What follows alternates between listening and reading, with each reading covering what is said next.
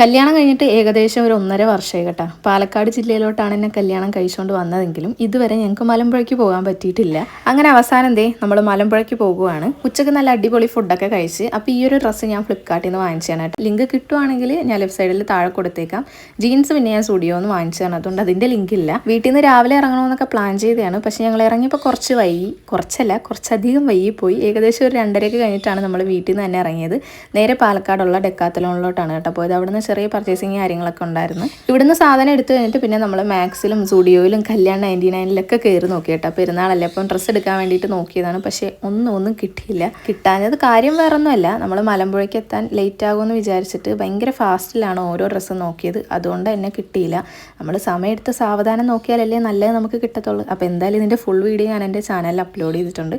Link ഞാൻ താഴെ കൊടുത്തേക്കാവേ. ഞാൻ കൂടുതലും ജീൻസിന് പെയർ ചെയ്യാൻ പറ്റിയ സിമ്പിളായിട്ടുള്ള ടോപ്പാണ് കേട്ടോ നോക്കിയത്. എനിക്ക് ഈ പാർട്ടി വെയർ ചുരിദാറിനോടൊന്നും അത്ര താല്പര്യമില്ല. എന്തെങ്കിലും കല്യാണ ഫംഗ്ഷനൊക്കെ വന്നാലേ ഞാനങ്ങനെ എടുക്കാറുള്ളൂ.